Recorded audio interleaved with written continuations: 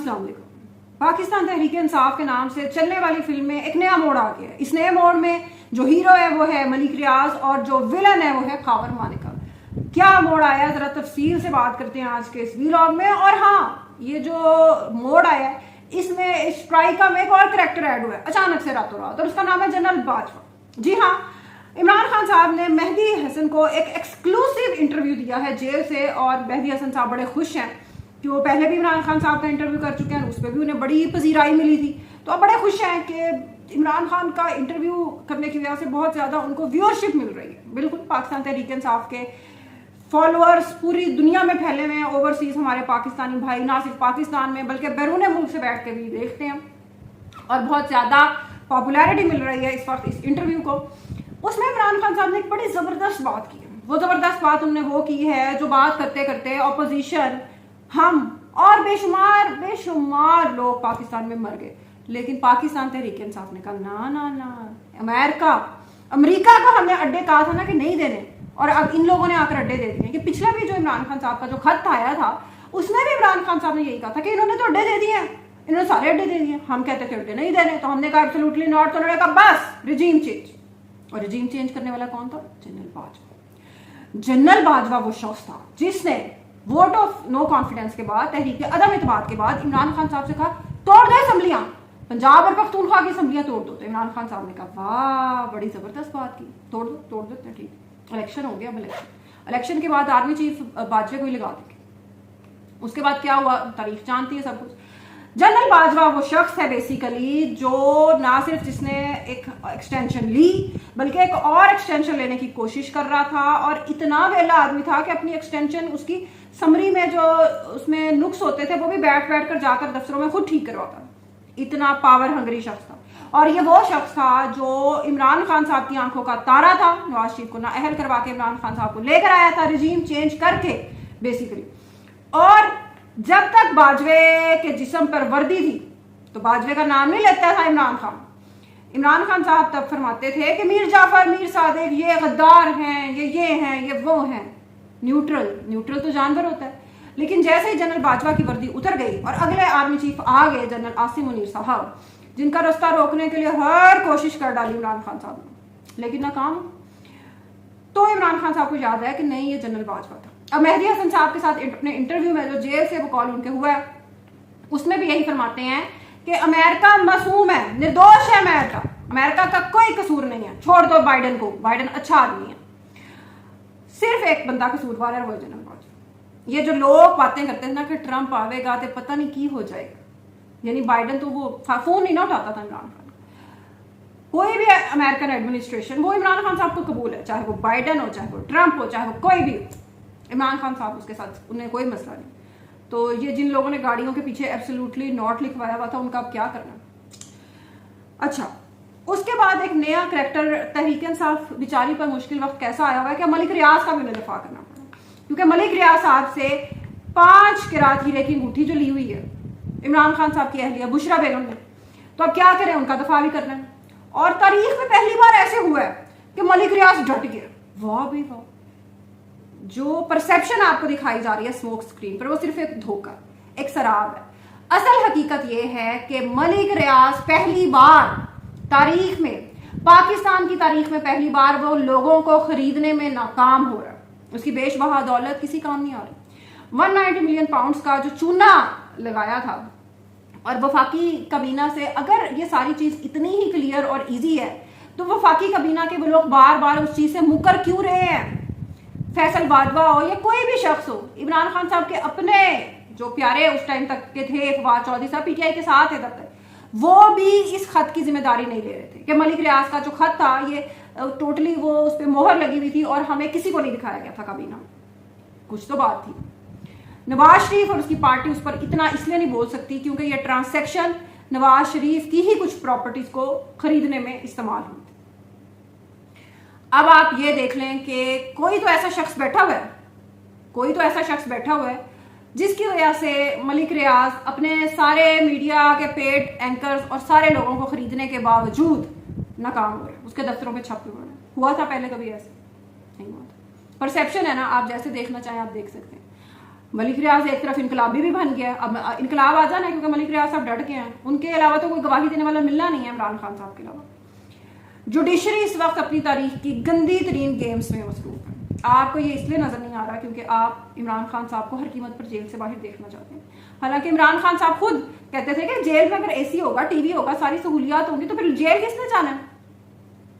Jail jail ही होती है, चाहे उसमें जितनी मर्जी सहूलियत हो। यही वजह है कि इमरान खान साहब तंग पड़े हुए हैं इस वक्त बहुत ज्यादा, चाहे जितनी मर्जी सहूलियात हो, और कहते हैं मुझे डेथ सेल में रखा।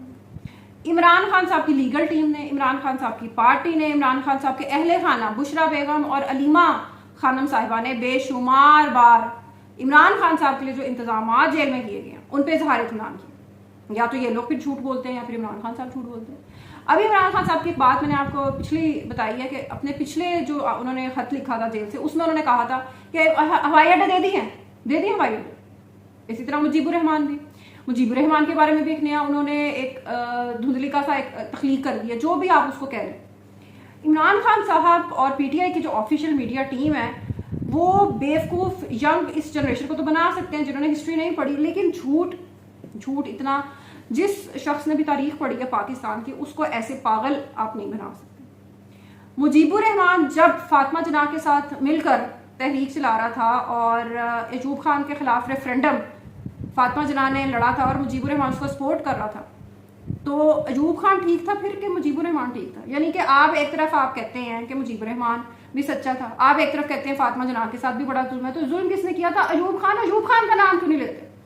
सिर्फ इसलिए कि उसका पोता उमर अयूब आपका डार्लिंग है, उसको आप कुछ नहीं कह सकते, जो मर्जी कह दो, क्योंकि लोगों को बेवकूफ बनाना आजकल के जमाने में बड़ा ही आसान। सोशल मीडिया आने से लोगों की अवेयरनेस बढ़ गई है, लेकिन अकल का इस्तेमाल थोड़ा कम हो गया। अच्छा, उसके बाद एक और बड़ा अफसोसनाक वाकया हुआ। अफसोस जितना भी किया जाए इस पे कम है। खावर मानिका पे पाकिस्तान तहरीक इंसाफ के वकला ने चपेड़े, जो उनका दिल किया उन्होंने उसको फेंटा लगाया और तहरीक इंसाफ उस पर बड़ी वाह जी वाह, डट गया जी।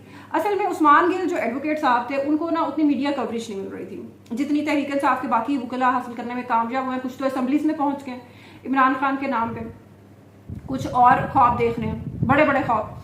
तो उस्मान गिल साहब एडवोकेट साहब को कोई इतनी शोहरत नहीं मिल रही थी, उन्होंने कहा कि आज मेरा नाम भी जरा टिकर्स चले ना, ये इसको फेंटा लगाओ ना खावर मालिका को। मेरा एक सवाल ये है कि जब रऊफ हसन को पिछले कुछ दिन पहले उसका फेंटा लगा था तब तो आप लोगों को बहुत बुरा लगा था, बहुत अफसोस हुआ था, हमने तो तब भी मजम्मत की थी, आज भी करते हैं। वायलेंस किसी भी फॉर्म में अनएक्सेप्टेबल है किसी भी महज़ब माशरे में, लेकिन आज तो आप तालियां बजा रहे हैं कि बड़ा जबरदस्त काम हो गया जी, बड़ा इनकलाबी काम हो गया, इस तरह ये सीधे होंगे। मेरा ये सवाल है तहरीक इंसाफ के दोस्तों से कि खावर मानिका जो बातें अदालत में कर रहा था वो इमरान खान साहब को या आपके रहनुमा को वो करते हुए शर्म नहीं आई? आपको सुनते हुए शर्म आ रही है? खावर मानिका कोई दूध से धुला हुआ नहीं है, लेकिन दूध से धुले हुए इमरान खान साहब भी नहीं है, बुशरा बेगम भी नहीं है। इन तीनों किरदारों की कोई भी जस्टिफिकेशन, उसमें सिर्फ अफसोस ही है।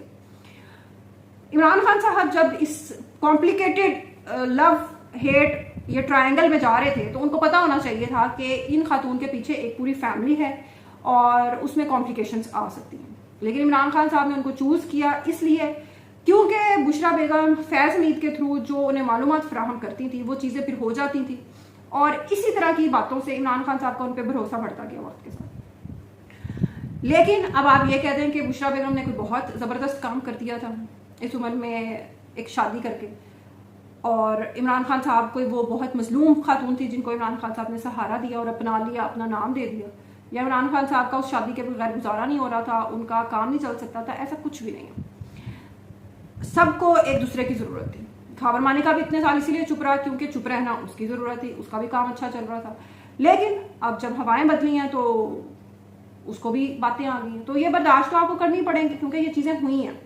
ये सब कुछ जो खावर मानिका बातें कर रहा है ये चीज़ें होती रही हैं, तो एक्सेप्ट करना उसको सीखें और उस पर लड़ने और उस पर गालियाँ देने या उसको फेंटे लगाने की कोई ज़रूरत नहीं है। एक चीज़ जिसको बहुत सारे लोग नज़रअंदाज कर रहे हैं वो है कि पाकिस्तान तहरीक इंसाफ पिछले 1 से 1.5 हफ्ते की जो उनकी मीडिया कैंपेन है उससे उन्होंने जनरल नदीम अंजुम साहब को बिल्कुल निकाल दिया। आसिम मुनीर की तस्वीर लगती है, साथ जनरल अहमद शरीफ की तस्वीर लगती है, और जी गद्दार ये लानते भेजे इन पे, ये करें वो करें, और बीच में नदीम अंजुम साहब का कोई जिक्र नहीं। जो सारा कुछ आपके साथ हो रहा है उस पोजीशन पे तो जनरल नदीम अंजुम साहब ही बैठे हुए हैं, लेकिन उनको क्लीन चिट मिल चुकी है। इमरान खान साहब के पीछे कई जजिस ने अपना कैरियर गंवाया, इजाजुल हसन की बात करें, मुजाहिर नकवी की बात करें, कई जर्नैलों को अपने ओहदे से हाथ धोना पड़ा, फैज हमीद, फयाज गनी, ये एमन, ये जो कोर कमांडर मंगला थे, इसके अलावा भी बहुत छोटी छोटी जो मीडिया पे चीज़ें रिपोर्ट ने, बहुत सारे जनरल्स ने अपनी पोजीशन से, अपने प्रिविलेजेस से हाथ धोए, लेकिन वो सारे फिर हमीद गुल और इन्हीं की लिस्ट में शामिल हो गए। वो आर्मी की बड़ी पोजीशनों पर नहीं पहुंच सके। लगता है कि उनमें एक और नाम शामिल होने जा रहा है। अल्लाह हाफिज।